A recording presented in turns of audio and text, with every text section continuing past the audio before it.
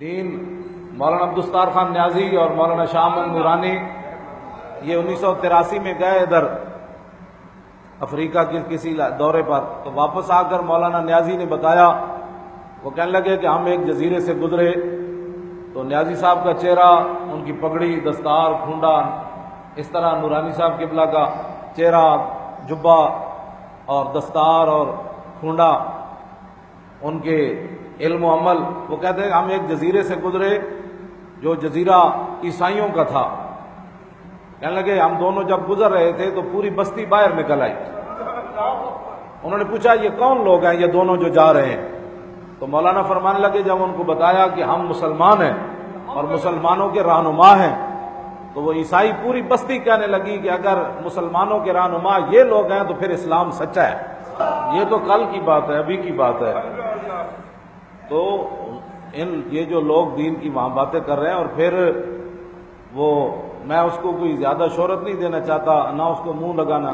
اعلیٰ حضرت بریلوی نے لکھا کہ ماہ فشاند نور و ساگ آؤ آؤ کند ہر کسے بر خلقت خود می دند۔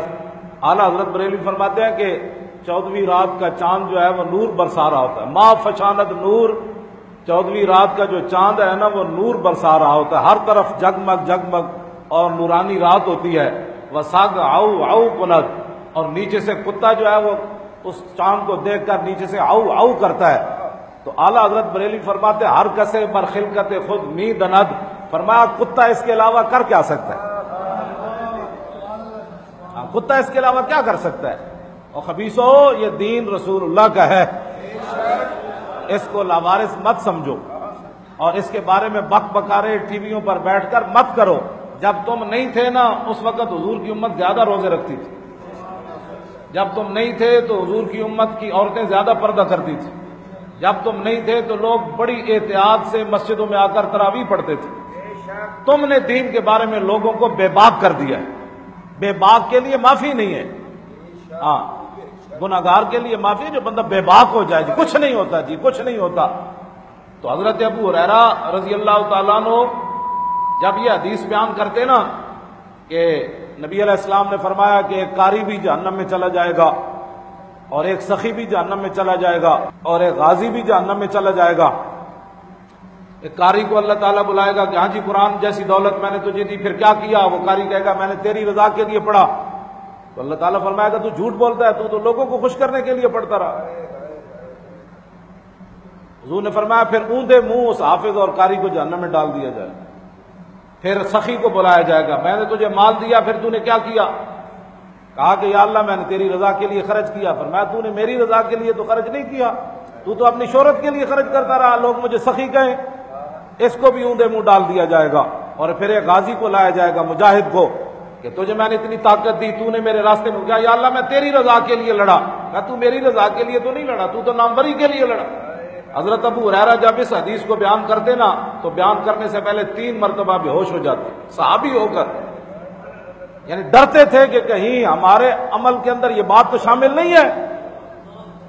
صحابہ یہ ڈرتے تھے، اور فاروق اعظم خود فرمایا کرتے تھے کہ جو عمل ہم نے حضور کے ساتھ کیے اس کا تو ہمیں قیامت والے دن اجر رب ہمیں دے، لیکن عمر نے جو 10 سال خلافت کی ہے نا اس کا عمر کو اجر نہیں چاہیے، بس یہ ہو کہ قیامت والے دن اللہ عمر سے پوچھے نہیں، برابر برابر کام ہو جائے۔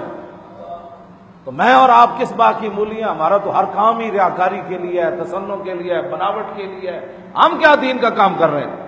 تو کوئی خدا کا خوف کرو، دین کے مسئلے میں تم اتنے بے باک مت بنو۔ اور پھر کہتا ہے ایک بندہ، وہ عباسی نام کا وہ ذلیل کمینہ، میاں صاحب نے مجھے اس کی ویڈیو دکھائی، وہ اتنا تو بے باک ہو گیا، ذلیل کے بچے، یہ پاکستان تو بنا ہی رسول اللہ کے لیے ہے، یہ تمہارے باپ کے لیے نہیں بنا، اینکروں کے لیے نہیں بنا، حکمرانوں کے لیے نہیں بنا، مولویوں کے لیے نہیں بنا، پیروں کے لیے نہیں بنا۔ یہ مجید نظامی سے پوچھا کہ پاکستان کیوں بنا؟ تو کہنے لگا انارکلی میں 5-6 دکانیں ہوتی تھی مسلمانوں کے لیے، آپ پوری انارکلی تو انارکلی کے لیے پاکستان بنا۔ نظریہ پاکستان کا ماما یہ بیان کرتا تھا پاکستان کے بنانے کا مقصد، پاکستان صرف اس لیے بنا تاکہ یہاں رسول اللہ کے دین کا راج ہو،